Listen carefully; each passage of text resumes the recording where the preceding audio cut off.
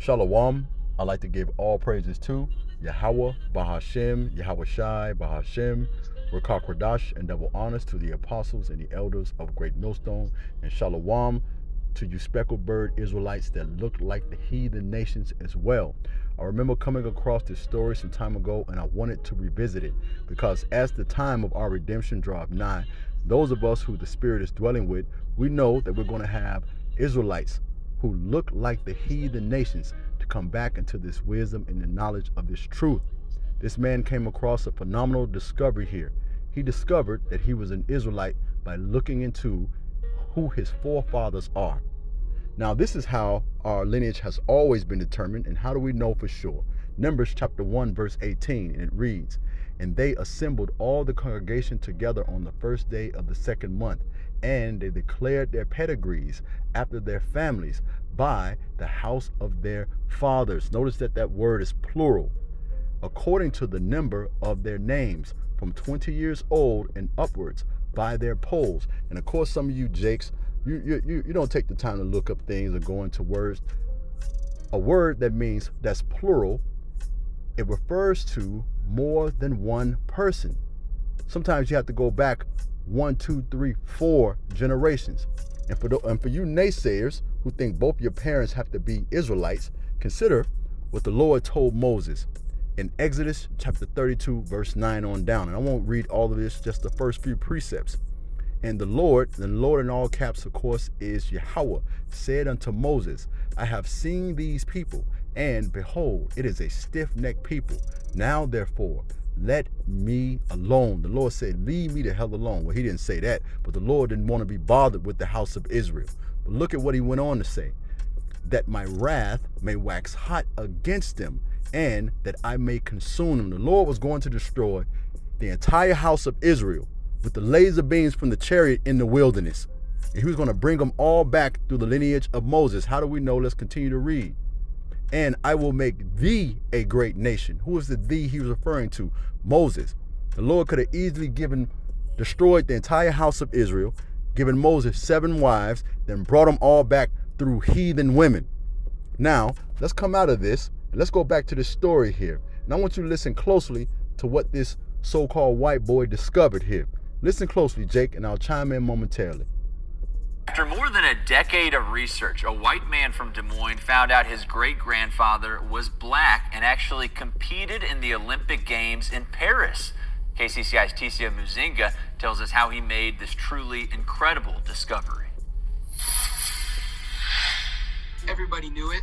They just didn't talk about it. It started when Matthew Lundeen was just a kid, cleaning out his great-grandmother's house when she died in 1997.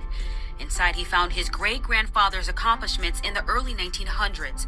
Charles Brookins Jr. His Olympic jersey, I think I saw, and just there was a room in the basement full of trophies. Back then, Brookins was praised for his undeniable talent in sports, breaking records in Oskaloosa High School.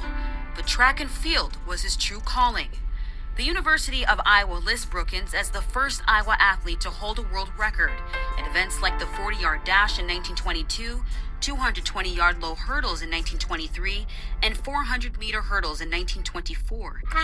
And why was he accomplishing all these great feats? Because he was an Israelite. Remember, the scriptures tells us, Jacob is the former of all things. His portion is not like everyone else's. Just loosely paraphrasing, but let's continue. He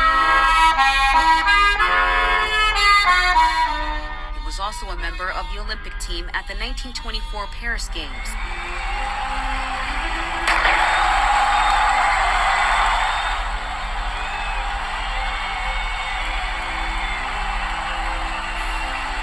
This is him finishing second in Paris.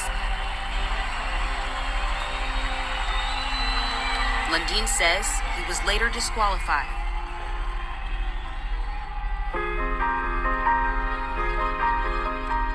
During his fame and success, Lundeen also says Brookins was running from his truth. Ancestry.com and this U.S. Census gave him his first clue. Basically, it all came down to I was just going through the data that each census gives you, and next to his name and his family's name was the letter B. which I figured out. At first I thought it was a mistake, but I figured out it meant black. So I checked the other censuses that I could find them recorded in, and it either had a B next to their names or it had an M for the outdated racist term mulatto. Newspaper outlets often called him out, even though he passed as white. And his... Now, when you look at this man here, this is what Daniel chapter 9 verse 8 comes into play. And it reads, O Lord, to us belong the confusion of face, to our kings, to our princes, and to our fathers, because we have sinned against thee. Let's proceed. Father, Reverend C.R. Brookins Sr., had an open secret too. You found out more about your great-great-grandfather. At the end of the article, there was just a short paragraph that said that he was born a slave before the war, learned how to read and educated himself after the war, and then he was planning on heading back south at some point to serve his people. That was Reverend Brookins' purpose, being a leader in the black community, especially in Iowa. Lundeen has been investigating where the former slave from a Charlottesville plantation died. So far, he narrowed it down to El Paso, Texas in 1908, the last state to end something he was familiar with, slavery. In Des Moines, TC Muzinga, KCCI 8 News, Iowa's news leader. Let's stop there. Let's get a few more precepts and we'll finish up here. Because what you have to understand, man, if you're in this truth, you got to comprehend that your lineage is always and will always be determined by your father, whether you're male or female. This is Lionel Richie and his family and his children. Yes, the middle daughter is adopted, but the two other children are his. And those children are Israelites, man. Let's come out of this and let's further substantiate our point. Luke chapter 1, verse 5, and it reads, There was in the days of Herod, the king of Judea, a certain priest named Zacharias, of the course of Abia, and his wife was of the daughters of Aaron. Again, going back to her forefathers. And her name was Elizabeth. Let's come from here. Let's go here to 2 Maccabees chapter 3. Let's come down to verse 4.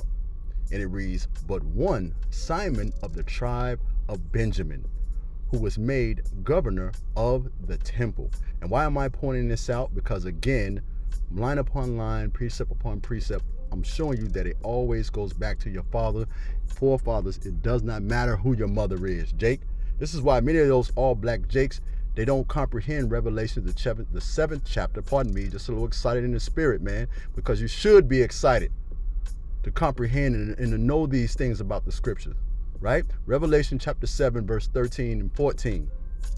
This is why they don't comprehend this here. Then one of the elders asked me, These in white robes, where do they come from? I answered, Sir, you know. And he said, These are they who come out of the great tribulation. They have washed their robes and made them white in the blood of the Lamb. And what those individuals are going to look like are this man here. Okay? Hopefully, this quick lesson was edifying. Shalawam.